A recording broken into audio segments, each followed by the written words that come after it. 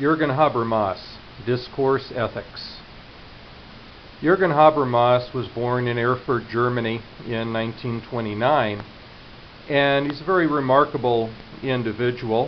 He is still active, still writing, still working as an emeritus professor, despite his advanced years. Before Habermas came on the scene back in the 1920s, these two individuals, Theodor Adorno and Max Horkheimer, established what became known as the Institute for Social Research at the University of Frankfurt. More commonly, it was referred to simply as the Frankfurt School, or the Frankfurt School of German Marxism. These two individuals, along with a group of other intellectuals, believed essentially that Marx's philosophy was correct, but they also felt that times had changed so dramatically since Marx wrote that his views were not viable for the present day. So they wanted to work together to find a way of making Marxism viable for the modern world. They also felt that education had become too segregated. You know, philosophers talk to other philosophers, and sociologists talk to other sociologists, and historians talk to other historians.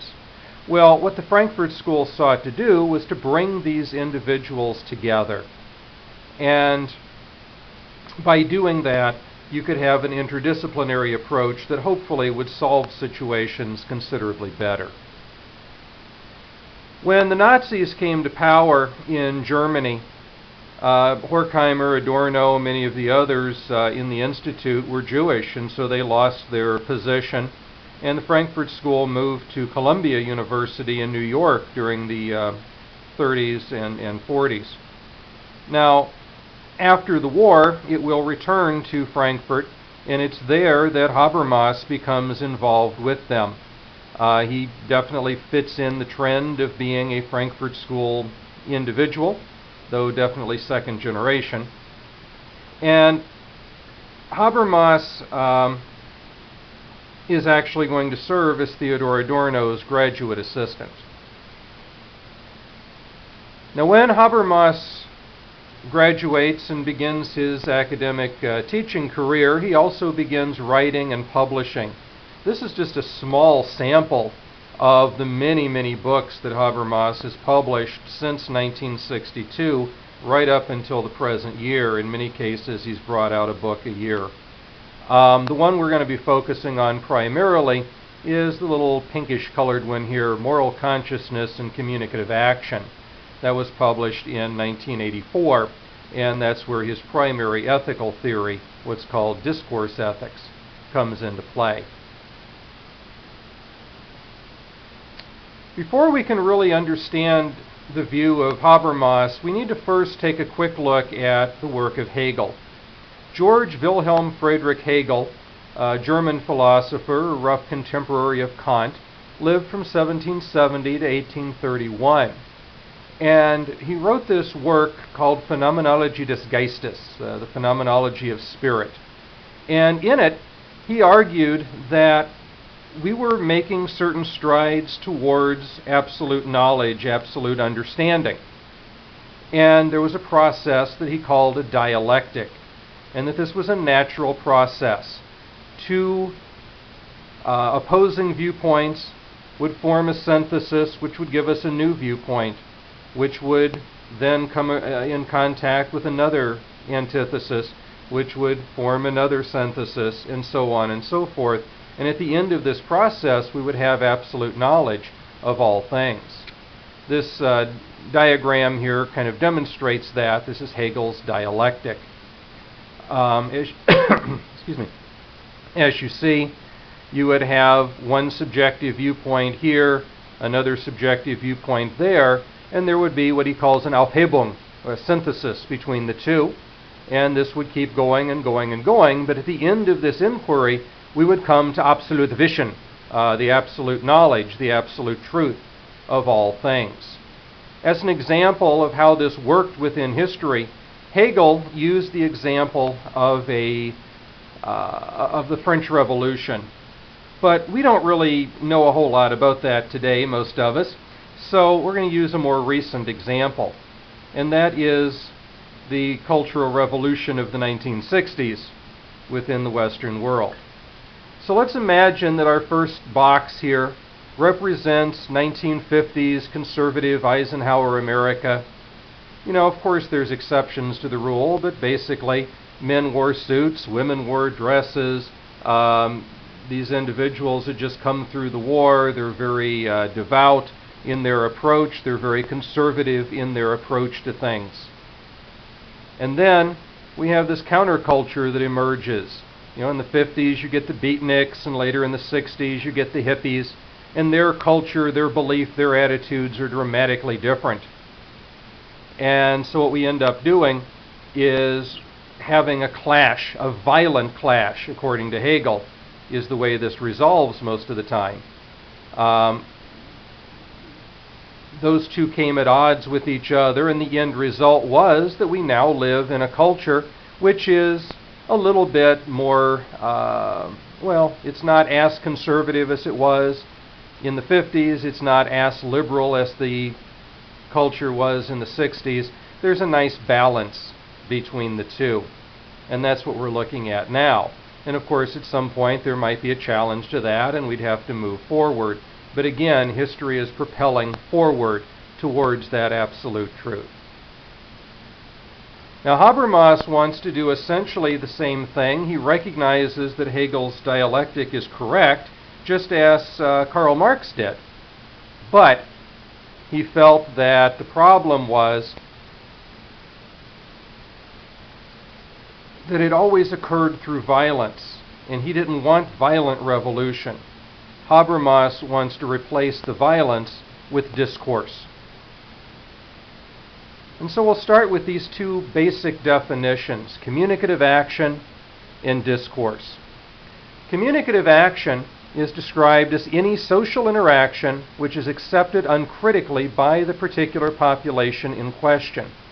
In other words, if you have a culture or a group of people who have been raised in the same way, speaking the same language, sharing the same background stories and beliefs, then those people will be able to communicate with each other without much conflict, without much difficulty.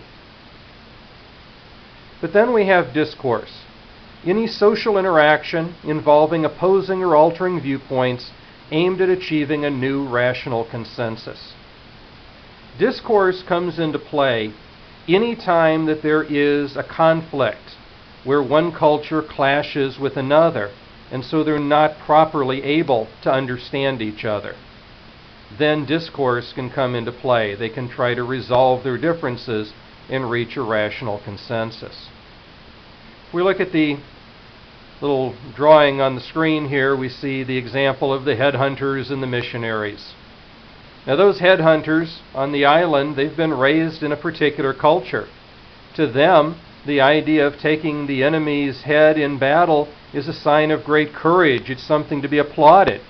So when the one comes back showing this head that he's taken to his friend is not going to be repulsed and disgusted by this. He's going to be proud of his friend because he understands what it means within that culture. They can engage in communicative action. But then let's imagine, as frequently happened, that a group of Christian missionaries discovers this island. Now, those missionaries have been raised in a very different culture, speaking a very different kind of language, and as a result of that, to them, the idea of taking the enemy's head in battle is quite repulsive. It's a disgusting thing. So what happens when these two cultures meet together? Well, according to Hegel's view, when the two come together, there's going to be a violent clash, and we'll have one of two results. Either the headhunters will simply kill the missionaries and take their heads, hence the headhunters win, or the missionaries, who usually come with armed military escort, will overcome the natives and will impose their will upon them. And so we would have a change or an advancement perhaps in that way. Well, rather than that violent conflict, Habermas would want to see these two cultures come together and discuss their differences and try to reach a rational consensus between the two. Now we're going to use this term rational consensus quite a bit, and I think it's important for us to realize that when we're talking about a rational consensus, what we're discussing is something that both sides are willing to agree with. It has, we're never going to make everybody 100% happy. So much like in a collective bargaining agreement, you simply want to come to a consensus where everybody is willing to live with the ultimate answer. And it's only a temporary fix, but it's something that everybody is willing to accept, at least for the time being. There are 4 presuppositions that Habermas gives us with regards to discourse. First, to have genuine discourse, one must aim at a rational consensus. Going into it, you have to say, I'm not going to stop until we've reached a consensus, until everyone is in agreement. Secondly, it has to be possible to attain a rational consensus. And in some instances, it may not be possible. And if that's the case, then why should you waste your time? Why should you waste your effort? It might be that in our headhunters and missionaries example, they're so diametrically opposed that you'll never be able to meet in the middle. If you look at our modern world, I think the concept of abortion fits that bill. Both sides are so entrenched in their view that neither side is willing to budge in the least little bit. And if neither side is willing to bend, you're never going to reach a consensus. So it has to be possible to attain a consensus. Thirdly, it has to be possible to tell a true consensus from a false consensus. A true consensus is when everyone has had their say and we reach genuine agreement. A false consensus is going to be when somebody maybe filibusters for 20 hours and the rest of the people throw up their arms in defeat. They haven't really agreed to it, they've just been worn out. So it has to be, we have to be able to tell what is a real consensus, because, as it says at point 4, only rational consensus can ground truth claims as valid and binding for all participants. So only when we've reached that genuine consensus do we have a rule that everybody is expected to live with. Habermas is, like many Germans, influenced heavily by Kant.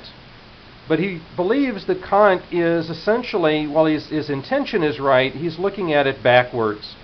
Because as you recall, for Kant, one person and one person alone could determine what the moral law is, and that law became binding on everyone. But for Habermas, this is not the case. Kant, for example, under the categorical imperative, gave us that primary, or that first formulation, the imperative of universality, which says, act as if the maxim of your action were by your will to become a universal law of nature. So we should imagine or think, what would happen if everybody did what I'm proposing to do? That's how we know whether it can be a moral law or not. Well, Habermas says instead, let's have the principle of universality, or principle U, which says that all affected can accept the consequences and the side effects its general observance can be anticipated to have for the satisfaction of everyone's interests, and these consequences are preferred to those of known alternative possibilities for regulation.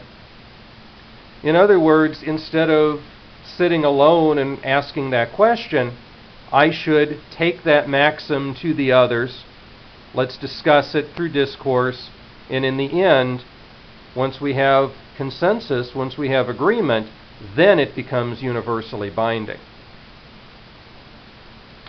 Kant gave us that imperative of respect, his version of the Golden Rule.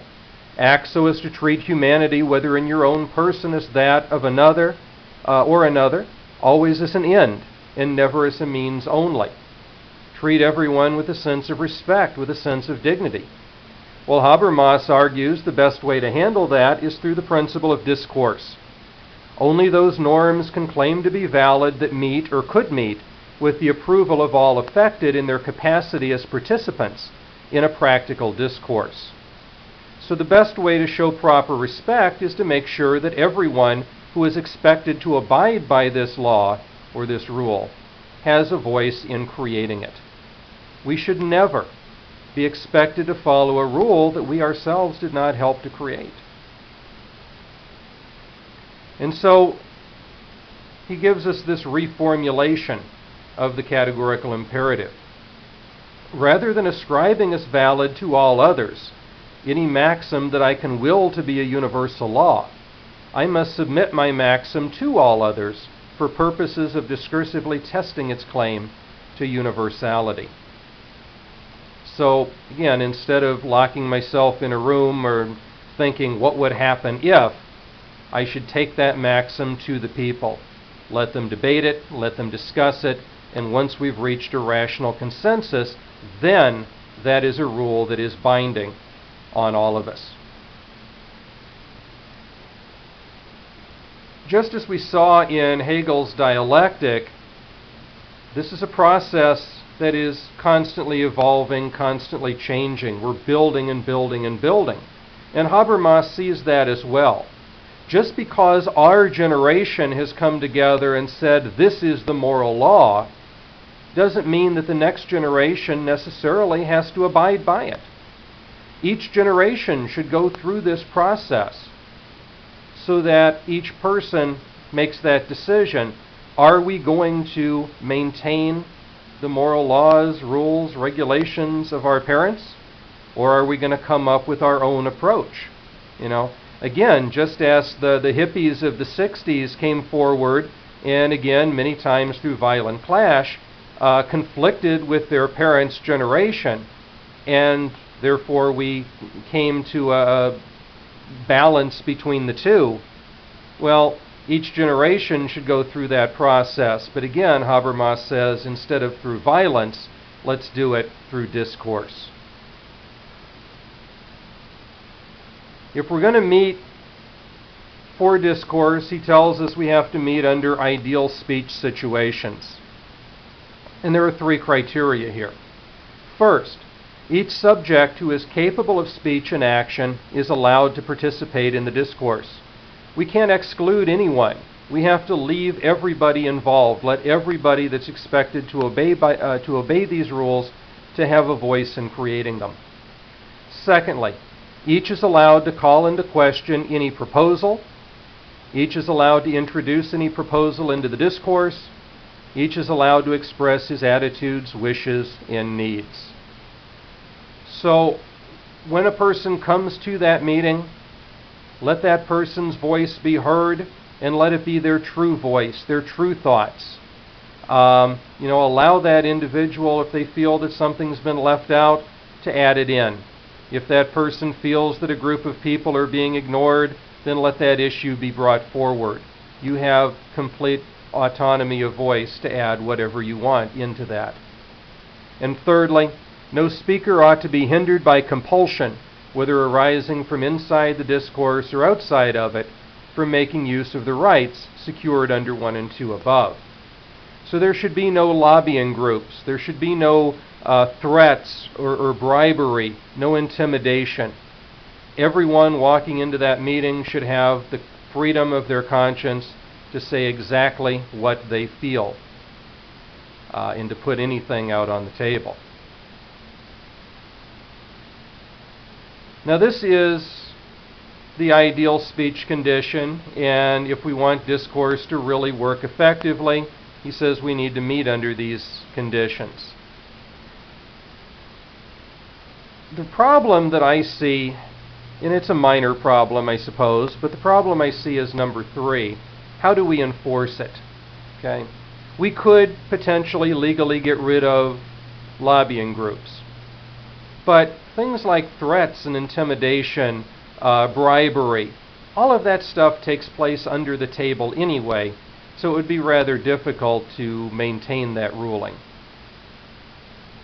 In addition, even if everybody came together under this meeting and said, we're going to abide by these rules, a lot of us would still have in the back of our mind, can I really say what I think? Suppose that your boss walked into the meeting and you know that your boss's views are different than yours. Now, your boss may have no intention of holding any of this against you, allowing you to voice your opinion without any complaint.